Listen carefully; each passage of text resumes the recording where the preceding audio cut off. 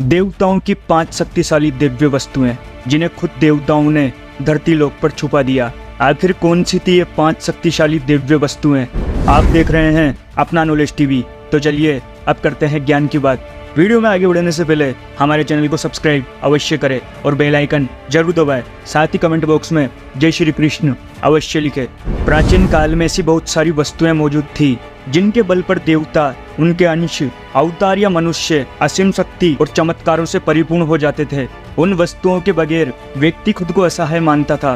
कहते हैं ऐसी वस्तुएं आज भी किसी स्थान विशेष पर सुरक्षित छुपाई गई है। तो आज की इस वीडियो में हम जिक्र करेंगे उन 5 चमत्कारी शक्तिशाली दिव्य वस्तुओं के बारे में जिन्हें खुद देवताओं ने धरती लोक पर छुपा दिया था। हो सकता है कि आपके ढूंढने या तपस्या करने पर आपको ये वस्तुएं प्राप्त हो जाए। 5वें नंबर पर है अक्षय पात्र।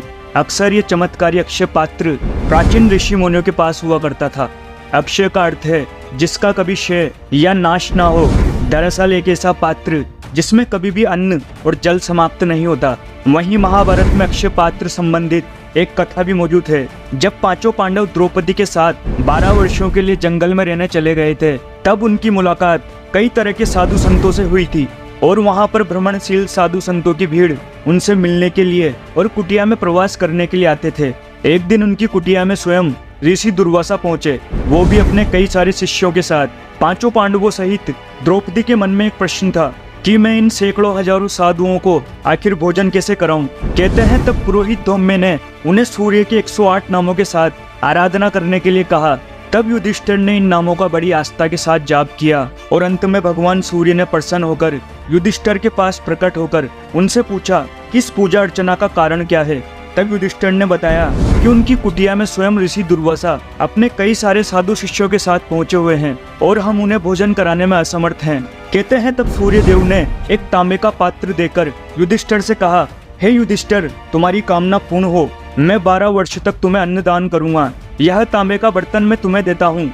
तुम्हारे पास फल, फूल, सब्जी आदि 4 प्रकार की भोजन सामग्रियां तब तक रहेगी जब तक कि द्रौपदी उन्हें परोसती रहेगी। तांबे का वह अक्षय पात्र लेकर युधिष्ठिर बहुत प्रसन्न हुए और अंत में उन्होंने ऋषि दुर्वासा साथ ही साथ उनके सभी शिष्यों को भोजन कराया। वहीं सुना गया है कि कई सारे अक्षय पात्र आज भी हिमालय के साधुओं के पास मौजूद हैं।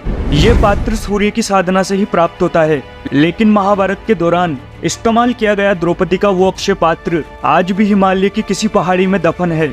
4थे नंबर पर है कर्ण के कवच और कुंडल। जैसा कि हम पहले से ही जानते हैं और इस विषय पर हम बहुत सारे वीडियो पहले भी बना चुके हैं, कर्ण के कवच और कुंडल जन्म से ही उन्हें प्राप्त थे। दरअसल वह स्वयं सूर्य के ही अंश माने जाते हैं। कर्ण के कवच और कुंडल स्वयं अमृत से निर्मित थे।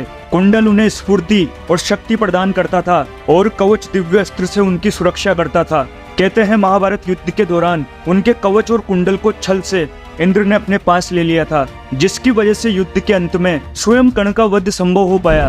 लेकिन कहते हैं कि कर्ण का कवच और कुंडल जब इंद्र स्वर्ग लोक लेके जा रहे थे, तब देवताओं द्वारा उन्हें रोक दिया गया, क्योंकि छल से प्राप्त की गई कोई भी वस्तु स्वर्ग लोक में नहीं लेके जा सकते, जिस कारण इंद्रदेव को कर्ण के कवच और कुंडल धरती पर कहीं छुपाने पड़े। बहुत से लोग कहते हैं कि ओम नामक पर्वत पर ही कर्ण के कवच और कुंडल को छुपाया गया है। इस विषय में आपका क्या मानना है? कमेंट बॉक्स में हमें जरूर बताएं।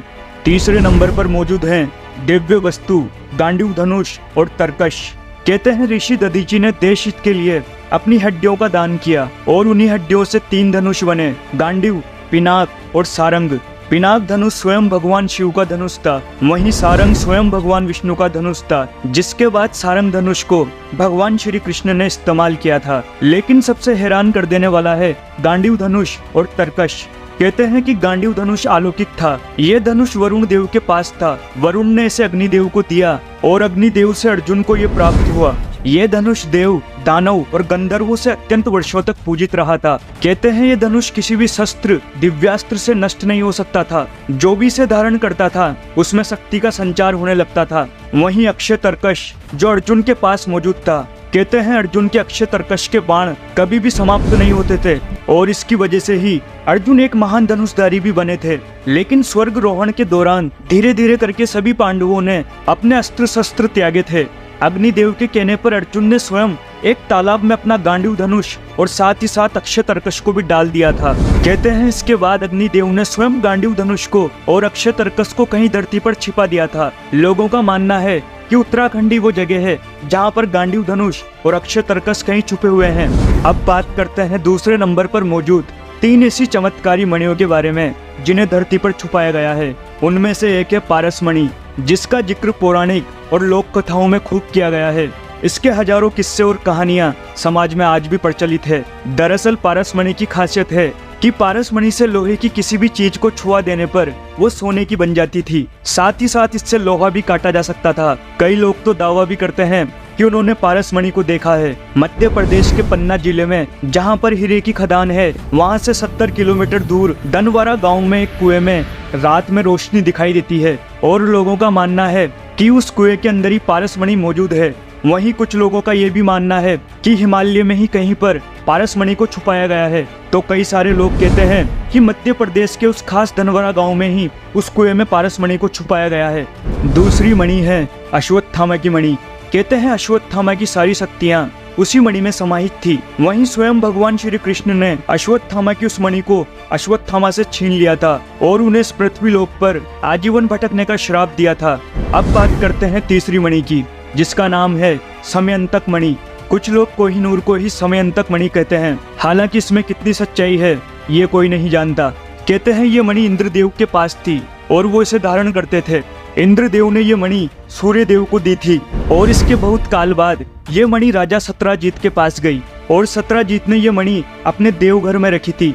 वहीं सत्राजीत के भाई प्रसेनजीत आखेट के लिए जब जंगल में गए तो इस मणि को पहन कर गए। वहां पर जंगल में शेर ने उन्हें मार गिराया। शेर के पास उस मणि को देखकर जामवंत जी ने शेर को मारकर उस मणि को ले लिया। जिसके बाद स्वयं भगवान श्री कृष्ण और जामवंत जी का आपस में मुकाबला हुआ तो भगवान श्री कृष्ण ने वो मणि जामवंत जी से जीत ली और उसके बाद वो मणि वापस सत्राजीत को लौटा दी।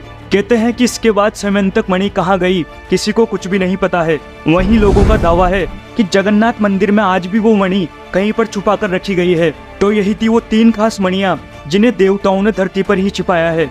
अब बात करते हैं पहले नंबर पर मौजूद दिव्य वस्तु की, जो स्वयं हिमालय की पहाड़ियों पर आज भी मौजूद है और ये कुछ और नहीं बल्कि संजीवनी बूटी है।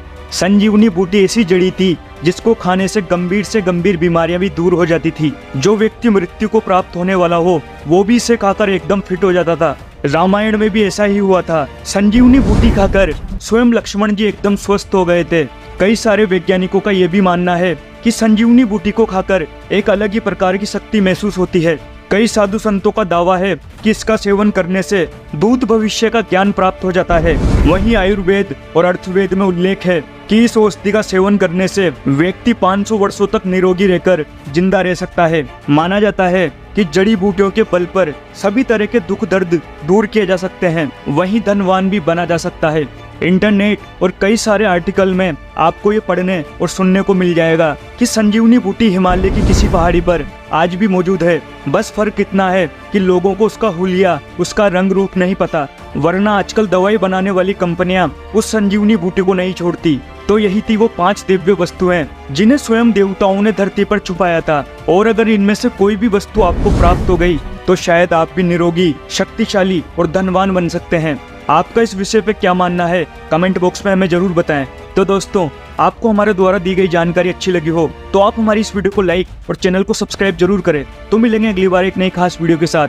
तब तक के लिए देखते रहिए संपूर्ण ज्ञान का केंद्र बिंदु अपना नॉलेज टीवी। Thank you.